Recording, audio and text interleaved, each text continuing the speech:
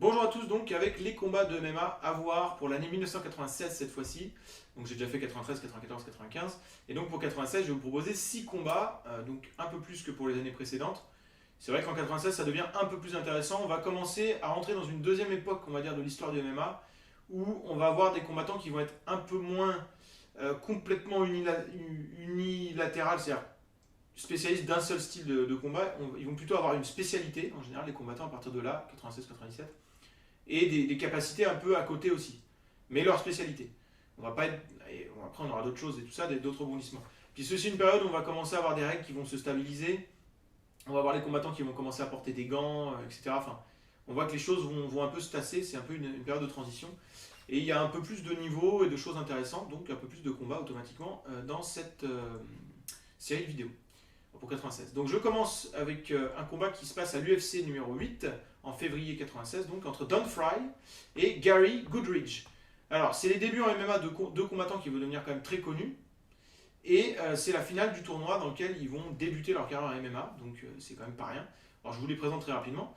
Gary Goodridge, donc c'est un gros poids lourd qui va faire beaucoup de combats en quelques années là, qui est ceinture noire d'un art martial coréen que je connais pas trop. J'ai noté son nom, mais Kuk Son Won, un truc comme ça. Bon, bref. Il a fait un peu de boxe aussi, bon bref. Il n'est pas spécialisé dans des arts martiaux, à mon avis, à ce moment-là, tellement. Il est surtout là parce qu'il a un physique impressionnant et qu'il n'a pas peur, quoi. Il n'a pas peur de prendre des coups, il y va. Et donc il arrive en finale contre Don Fry, qui lui est coaché par Dan Severn, qui est donc un combattant déjà très établi, comme j'en ai parlé pour les années précédentes de l'UFC. Donc il est forcément très bon en lutte automatiquement, Don Fry, mais il est aussi bon en boxe. On voit qu'il a de la technique de boxe, il a quelques références en boxe, et il est ceinture noire de judo. Et d'ailleurs, le fait qu'il soit ceinture noire de judo fait que Gary Goodridge, qui a fait son quart de finale et sa demi-finale en kimono, de son art martial coréen certainement, vient sans son kimono pour la finale. Donc, il faut savoir que les deux combattants ont gagné leur quart de finale et demi-finale avec des KO expéditifs très impressionnants, surtout pour Goodridge, et très rapide. Donc, il y a un peu de buzz, quoi. On a quand même envie de voir cette finale quand on a regardé tout le tournoi. Et rétrospectivement, on a envie de voir ces finales parce que c'est le début de deux combattants qui vont faire toute une carrière et c'est toujours intéressant de voir les combattants à leur début, d'où ils sont partis, quoi, un petit peu. Voilà. Alors c'est un combat qui est pas très long, qui est très fun. Il est fun parce qu'il a un truc un peu brouillon, mais on sent qu'ils veulent y aller les deux. Ils sont tous les deux en confiance, etc. Et Don Fry va gagner notamment parce qu'il est un peu plus technique. On voit debout, il est un peu plus propre avec sa boxe. Et dans tout ce qui est grappling aussi, on sent que ça a un peu plus de direction ce qu'il fait. Il va gagner en ground and pound suite à une séquence au sol un peu brouillonne d'ailleurs de Goodridge que Fry va réussir à contrôler. Voilà, et puis un autre intérêt pour regarder ce combat, je pense, et je finirai là-dessus, au-delà du fait que c'est l'émergence donc plutôt Don Fry que Goodridge puisqu'il gagne, c'est le fait qu'on peut voir le charisme aussi, enfin on peut voir deux combattants très charismatiques, notamment Don Fry qui a énormément de charisme à ce moment-là, tellement que d'ailleurs il va combattre en MMA qu'une seule année, et il va être récupéré pour faire du catch au Japon, à la New Japan Pro Wrestling entre 97 et 2000. Malheureusement d'ailleurs parce qu'il a été un très bon combattant de MMA, mais vous voyez en une seule année de MMA il va faire de lui une espèce de star, et notamment grâce à cette espèce de charisme que vous pourrez voir, que vous pourrez voir en regardant ce combat de façon assez évidente, notamment quand il gagne et qu'il regarde le public et qu'il célèbre d'une manière où on a l'impression que pour lui c'était évident qu'il allait gagner. Et cette façon de célébrer, ça fait vraiment ça c'est assez charismatique, je trouve. Voilà. Deuxième combat que je vous propose pour l'année 96, c'est un combat entre Igor Vovchanchyn et John Dixon à l'IFC, je vais le dire en français, à l'IFC numéro 1, International Fighting Championship. C'est une petite organisation vraiment pas connue, ça se passe en Ukraine, terre natale de Igor Vovchanchyn, et c'est une finale de tournoi là aussi, en 3 manches, qui oppose deux spécialistes de kickboxing. Alors, c'est un combat qui n'est pas connu du tout. On est en 96, je peux encore me permettre d'aller chercher des combats dans des trucs un peu secondaires parce que il n'y a pas beaucoup de combats et que finalement, si on devait me demander quels sont les combats que j'aurais envie de revoir de 96, bah, je mettrais celui-là parce que déjà j'aime beaucoup Igor Vovchanchyn, qui est un combattant qui va être important. C'est l'un des combats de la série de victoires de Vovchanchyn, de 37 victoires de suite, de fin 95 jusqu'à mi-2000, qui va se prolonger un petit peu au Pride, où il va détruire tout le monde par KO dans tous les tournois où il va, etc. Et je pense que c'est quelque chose d'intéressant à voir. Et puis c'est deux kickboxers qui s'affrontent en finale d'un tournoi, donc c'est assez sympa à regarder. Et ce qui est intéressant dans ce combat aussi, c'est que John Dixon est beaucoup plus imposant que Vovchanchyn, mais et même il est plus grand, plus gros, plus voilà. Mais Vovchanchyn est beaucoup plus technique et il prend le dessus petit à petit, si bien qu'au bout d'un moment on sent que l'autre il en veut plus et d'ailleurs il abandonne avant d'être mis complètement KO. Alors il en prend quand même pas mal dans la tête, hein, voilà. Donc c'est assez agréable à regarder aussi pour ça. Et puis voir la célébration de Vovchanchyn qui est super content de gagner un tournoi en Ukraine et tout ça. Enfin, voilà. Si je m'étais dit, j'aimerais bien avoir un combat fun, et ça c'est pas dur, avec Igor Vovchanchyn parce qu'il est assez spectaculaire à regarder, qui montre l'émergence de ce combattant, mais on va dire d'une manière détournée. C'est-à-dire qu'il émerge en ayant une série de victoires dans des petits shows. Alors j'ai hésité entre ce combat-là et un combat qui date de 97 que je vous invite à regarder si vous voulez vous faire un peu l'intégrale de Vovchanchyn ou quoi. C'est un combat en 97, alors je me rappelle plus du nom de l'adversaire, mais c'est une finale de tournoi contre un Américain qui fait de la lutte, qu'il a affronté un peu plus tard et qu'il a battu en quelques secondes. Mais la finale du tournoi dont je parle, c'est une finale qui dure 25 minutes, où ça se passe quasiment 25 minutes, où Vovchanchyn est pris sur le dos en ground and pound, et il arrive à se protéger, et vers la fin, l'autre est fatigué, il fait plus trop gaffe, et Vovchanchyn lui met une espèce d'uppercut avec sa tête, il fait comme ça, là, bah, et tout. Et il gagne en KO en faisant un uppercut avec sa tête, alors qu'il s'en est pris plein la tête pendant 25 minutes. Ça, je trouve que ça montre un peu l'esprit warrior qu'avait le gars, en plus de ses qualités de kickboxer. Il faut savoir que dans ce combat, petite anecdote pour finir, et je ne détaillerai pas plus ce combat qui se passe essentiellement debout, et qui dure, je sais plus, peut-être 7-8 minutes, je sais plus très bien, mais c'est sympa. Petite chose, Bas Rutten était au commentaire et c'était ses débuts en tant que commentateur. Il ne le savait sûrement pas, mais il allait commenter Igor Vovchanchyn au Pride plusieurs années plus tard. Bas Rutten, qui est un combattant légendaire de l'époque, mais qui sera aussi un commentateur un petit peu légendaire par la suite. Alors je parlais de Bas Rutten, bien dans le combat suivant, dont je vais vous parler maintenant, Bas Rutten affronte donc Frank Shamrock. Donc ça c'est un combat qui est incontournable. Là pour l'instant on va dire que c'est des combats qui sont sympas à regarder et tout ça. Bon, je dirais que le combat incontournable de l'année 96, Bas Rutten contre Frank Shamrock à la Pancras Hybrid Wrestling, donc au Japon, dans un show qui s'appelle Truth 5. Alors Bas Rutten, c'est un Hollandais, spécialiste de combat debout, il est surtout doué debout. Et Frank Shamrock, c'est le... Alors je sais plus si c'est demi-frère ou le frère adoptif, ou je sais plus très bien, de Ken Shamrock. En tout cas, ils étaient partiellement élevés ensemble, mais c'est pas des vrais frères. Il a un peu le même style de combat, mais il va pousser ses qualités beaucoup plus loin. Frank Shamrock va atteindre un meilleur niveau que Ken Shamrock, je crois, notamment debout, en pied-point. Et donc à ce moment-là, les deux étaient champions de Pancras Hybrid Wrestling. Bas Rutten était champion King of Pancras normal, il avait battu Minoru Suzuki dans une série de 9 victoires. Mais comme il s'était blessé, ils ont fait un titre de champion intérim, si vous voulez, qui a été remporté par Frank Shamrock. Et donc là, on a l'unification pour savoir qui est le vrai champion des deux.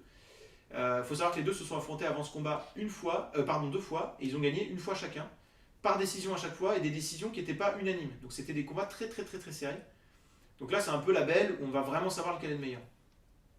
Voilà, et c'est un combat qui est fun, c'est un classique de la Pancras Hybrid Wrestling, c'est vraiment un de leurs combats référence.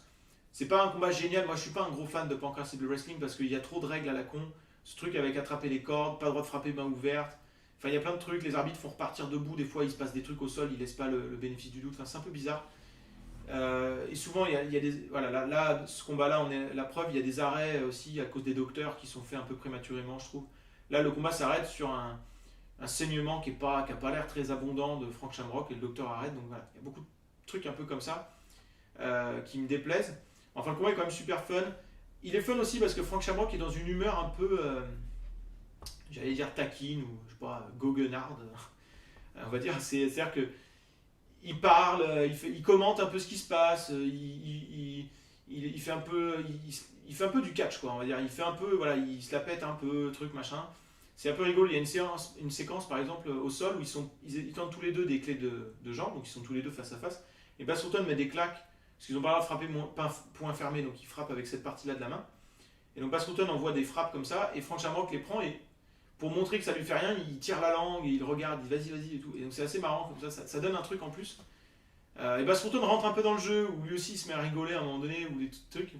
Enfin, voilà. Mais c'est quand même très sérieux, attention, il y a une certaine intensité, mais il y a une ambiance un peu bizarre dans ce combat qui le rend assez unique. Voilà. Et puis alors au niveau du déroulement du combat, ce que je peux dire, c'est un combat qui est assez long, mais il se passe des trucs, donc ça passe bien.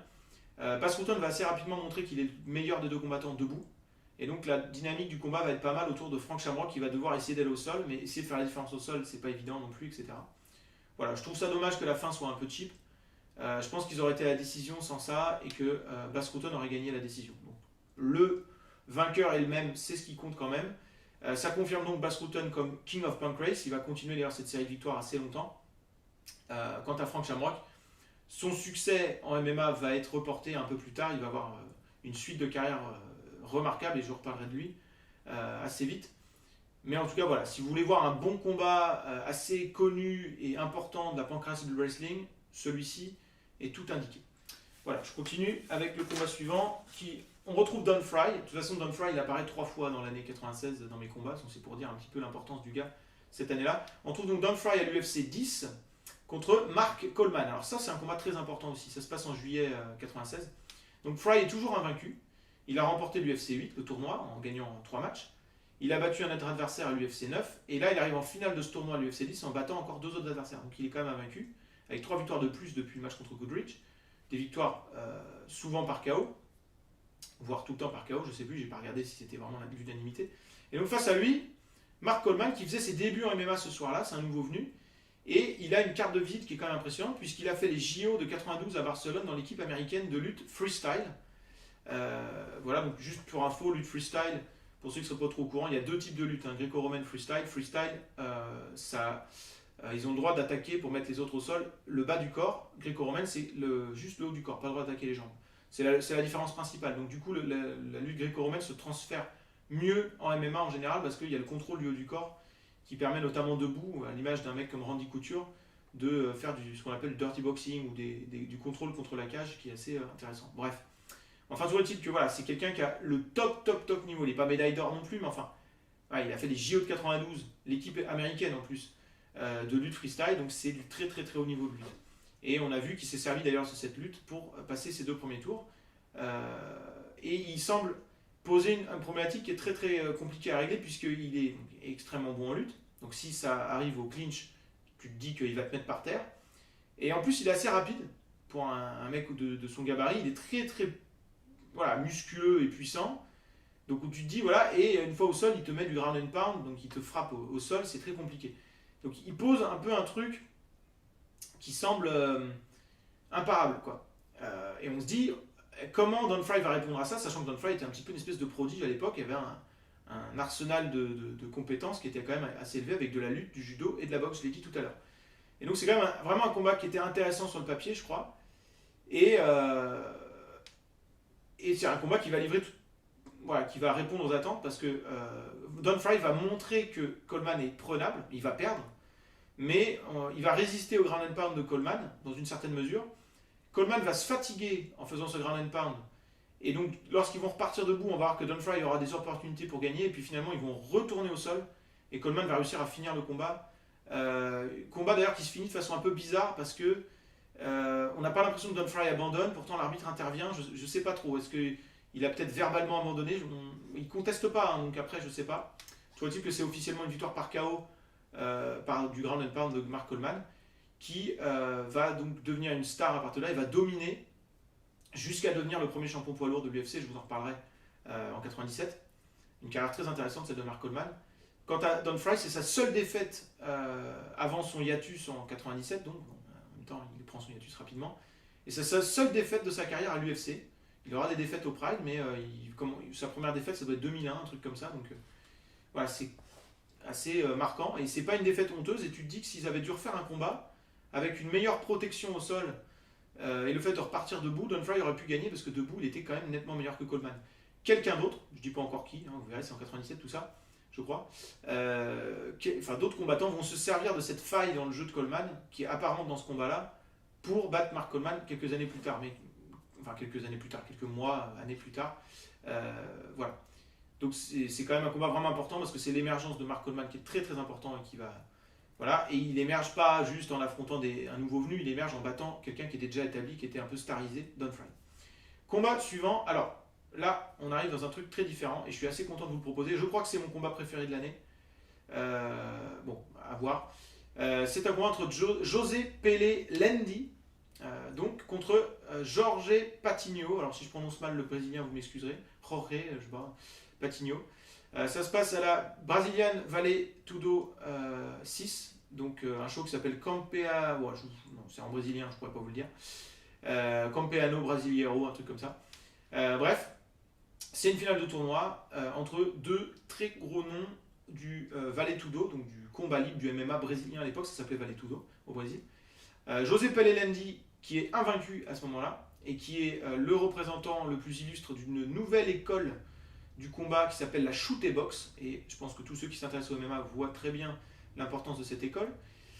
Et face à lui, il a un ceinture noire très très coté de jiu-jitsu brésilien Patinho, qui est à 19 victoires et une défaite à ce moment-là en carrière en MMA. Donc c'est du lourd. Un mec qui est invaincu et qui marche un peu sur tout le monde contre un mec qui a 19 victoires et une défaite. Et en plus, c'est un peu cette opposition entre les deux grandes traditions au Brésil. La tradition, donc shoot et box, c'est un truc un peu violent, un peu combat de rue, et un truc plus jiu-jitsu, voilà, codifié, tout ça. Voilà. C'est une opposition qui va durer pas mal de temps, avec notamment la shoot et box et la Brazilian Top Team au Pride quelques années plus tard.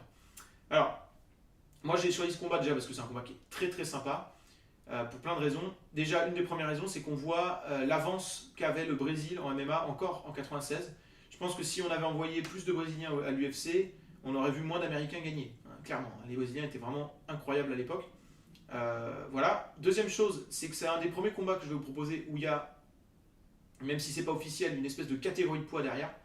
Ils sont plutôt middleweight tous les deux, ils sont assez petits par rapport aux combattants que je peux vous proposer jusqu'à maintenant. Mais automatiquement, ils sont un peu plus dynamiques et un peu plus. Ils ont plus de cardio, tout ça. Et alors, aussi, ils ont beaucoup de charisme, enfin surtout José Pelé-Lendi. Ils ont de l'attitude, quoi. On sent qu'il y a une intensité, le public participe à ça, parce qu'on sent le public brésilien qui est assez chaud. Hein. Il y a un combat, c'est peut-être pas en 96, enfin, ça doit être en 98, je sais plus, où le combat a été arrêté parce que le public est monté sur le bord de la cage et on voyait plus le match en fait. Donc ils ont arrêté le combat. C'est pour vous dire le public comment il est. Alors là, ça se passe dans un ring, en l'occurrence. Et puis alors, le combat est très fun, avec cette opposition de style où José Pelé-Lendi doit protéger les amener au sol, mais est quand même très agressif. Donc style shoot et box, c'est quand même du gros kickboxing qui veut faire mal et qui essaie de shooter les adversaires quand ils sont par terre, en gros. Et Patinho, donc il veut aller au sol et essaie de faire la différence en jiu-jitsu. Et on voit que Pelé-Lendi a des compétences en jiu-jitsu, il ne doit pas être ceinture noire, mais je ne sais pas quel niveau il devait avoir. Et donc il arrive à protéger comme ça, et donc quand on est debout, on sent au fil du temps et de la fatigue que le danger est de plus en plus important sur Patinho. Et d'ailleurs, il finit par perdre par KO. Alors, il y a deux choses que je trouve intéressantes par rapport au KO, c'est qu'on sent la domination psychologique que Pelé-Lendi prend petit à petit, parce qu'il n'a pas l'air vraiment inquiété au sol, il arrive vraiment à bien protéger, même s'il y a 2-3 moments un peu chauds pour lui. Mais debout, on sent que, même dans l'attitude, dans la posture, enfin, il rappelle vraiment Wanderlei Silva, qui sera le combattant le plus connu de la shoot et box. C'est un Wanderlei Silva noir. D'ailleurs, Pelé-Lendi, je ne l'ai pas précisé, c'est un Cubain. Brésilien-Cubain. Bref. Et donc l'autre truc bizarre sur le KO, c'est qu'il a lieu quand Patinho est moitié en dehors du ring, il est moitié dans les cordes. Alors la vidéo, vous trouvez le match sur YouTube. La vidéo coupe de façon hyper abrupte. C'est-à-dire que le KO a lieu, l'arbitre a à peine le temps d'écarter Lendi, c'est terminé. Donc on n'a pas de ralenti, on ne voit pas très bien. A priori, il y a un truc un peu litigieux sur ce KO, ce qui fait qu'ils vont se raffronter pas longtemps après dans un combat que je vous proposerai pour 97. La revanche est super bien aussi. Donc voilà, ce combat-là est sûrement très très intéressant à voir. Je vous le recommande chaudement parce que, enfin, j'insiste un peu plus dessus parce que je pense qu'il n'est pas connu et qu'il vaut vraiment le coup et que s'il avait eu lieu à l'UFC, je suis sûr que ça serait une espèce de petit classique de l'UFC. Il y a vraiment une ambiance et un truc spécial. Et puis enfin, le dernier combat pour 96, c'est Don Fry. On retrouve encore Don Fry pour la troisième fois de la même année. Vous allez vous dire, il fait une fixation dessus. En même temps, il est super important et hyper fun à regarder. Donc voilà. Contre Tank Abbott, alors encore un nom connu et là aussi avec un certain charisme, hein, il ne laisse pas indifférent. Ça se passe à l'UFC Ultimate 96, donc un UFC qui n'a pas de numéro, qui est parfois surnommé UFC 11,5, qui se passe donc en décembre 96. Ultimate, en fait, c'était une espèce de tournoi où tous les combattants dans le tournoi sont déjà apparus avant à l'UFC, sont un peu connus, plus ou moins. Alors, Tank Abbott arrive en finale en battant les combattants les plus secondaires du tournoi, Don Fry un peu moins. Il a rebattu Gary Goodridge, je crois, dans le tournoi, je sais plus, j'ai pas regardé là tout de suite ce qu'il avait rebattu. Enfin bref, ils arrivent en finale de ce tournoi et ça s'annonce comme un combat super fun parce qu'on a deux gars qui ont un peu un charisme en commun de façon caricaturale de vrais mecs. Bon, avec des guillemets, hein, voilà. Mais vous voyez ce que je veux dire, je pense.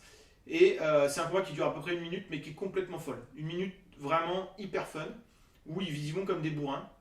Et sauf que c'est très bizarre d'ailleurs que Don Fry ait décidé de faire ça parce que c'était pas très malin de faire ça contre Tank Abbott, c'est quand même dangereux, hein, il est puissant et tout. Et d'ailleurs, il est touché dès le départ. Et on a l'impression que Tank Abbott va le mettre KO en quelques secondes. Et il arrive à s'accrocher, à revenir et à gagner par étranglement. en retouchant lui d'abord Tankabot, et ensuite en continuant, en poursuivant au sol, de façon plus propre que ce que Tankabot a pu faire. C'est un combat qui est super fun. Je pense que beaucoup de gens mettraient ce combat-là comme leur combat de l'année, même si c'est pas long. Il y a ce truc de comeback en fait, où un mec est en difficulté et revient qui est pas mal. C'est le dernier combat de Don Fry à l'UFC en carrière. Donc 1 an seulement et il devient une immense. Quand je dis une immense star, je pèse un peu mes mots parce que vraiment il avait quelque chose et il a été très marquant grâce à son charisme et ses victoires. Il a quelque chose comme 10-11 victoires et une défaite à ce moment-là, une défaite contre Mark Coleman qui va être important. Et donc ensuite il va aller faire du catch à la New Japan Pro Wrestling, donc au Japon. Et ensuite il reviendra au MMA mais au Pride, puisqu'en fait il va devenir aussi une star au Japon grâce au catch et la combinaison de tout ça va faire qu'il va aller au Pride où il va avoir quelques matchs sympas. Donc je vous en reparlerai. Enfin, quoi que non, je suis pas sûr que je vous en parlerai parce que je sais plus si j'ai des combats de Don Fry prévus au Pride, mais enfin, ouais, il y aura des combats sympas au Pride. Et puis, juste un petit mot sur Tankabot dans ce combat. Mine de rien, Tankabot il va en finale d'un tournoi important et il perd, mais de façon pas du tout ridicule. Il était tout près de mettre KO Don Fry. Donc, je dirais que même s'il perd, sa cote un petit peu de combattant qui n'est certes pas le meilleur, mais qui est quand même toujours intéressant et dangereux, reste intact en 96, et ça c'est pas inintéressant à noter. Ça va changer pour lui en 97, il va subir une défaite notamment dont je vous parlerai qui sera un peu plus difficile. Voilà, donc c'est tout pour 96. Je vous remercie de m'avoir suivi, de m'avoir écouté. S'il y a des combats que vous aimez en 96 dont j'ai pas parlé, vous pouvez les proposer en dessous. Les gens qui regardent la vidéo pourront toujours aller voir. Si vous voulez rajouter des infos, des choses que vous avez pensé des différents combats dont je vous parle, ou de ce que je raconte, n'hésitez surtout pas. Et puis je ferai peut-être une vidéo bientôt pour répondre aux différentes questions que vous avez pu avoir, que ce soit sur ce sujet-là ou d'autres, plutôt que d'y répondre au début de la vidéo. Je trouve que c'est mieux comme ça. Donc voilà, donc je vous retrouve très bientôt pour 97, pour les combats à voir de 97, et puis peut-être pour ces réponses à des questions. A bientôt, bye.